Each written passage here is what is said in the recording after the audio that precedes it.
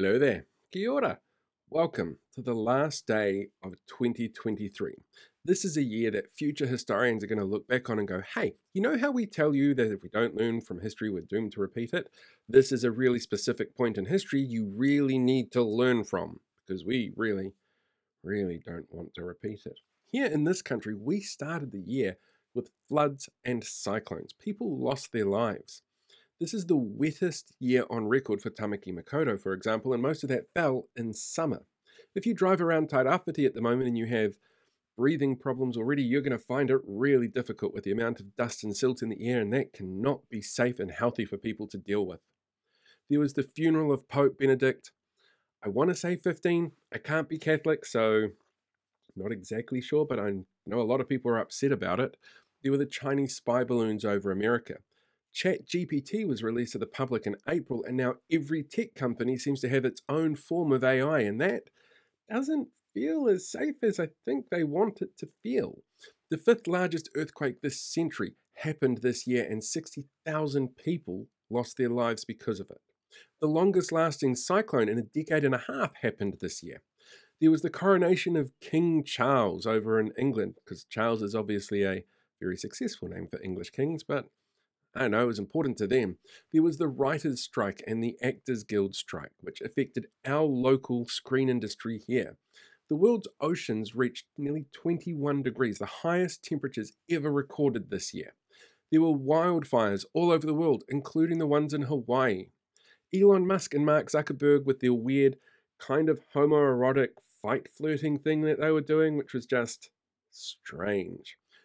20,000 Palestinian casualties at the hands of the IDF.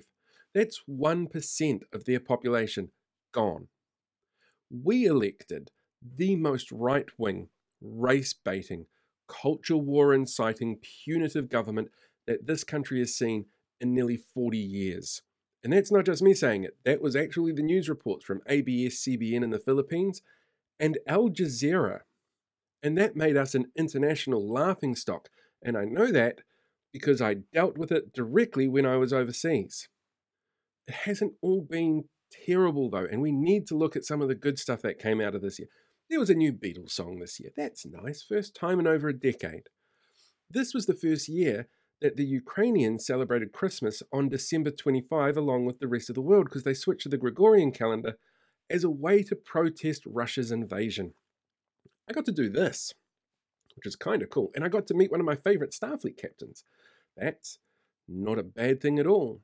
Germany ended the use of nuclear power in their country this year and has switched to 100% renewable energy sources now. The first ever synthetic human embryo was created using stem cells. It didn't require any input from sperm or egg to begin its life. This year has been a really long one, and you've made it to the end, which is fantastic because there are a lot of people out there who haven't. Next year is going to be just as tough. Every year has its curveballs that it throws at us. Every year has things that we can learn from it. And we know that next year is going to be really tough in this country because of that government thing that I mentioned before. So whatever it is that you're doing to celebrate tonight, however you want to go into the new year and look at what opportunities or what horrors await us, I hope that you can enjoy tonight and that you're planning ahead.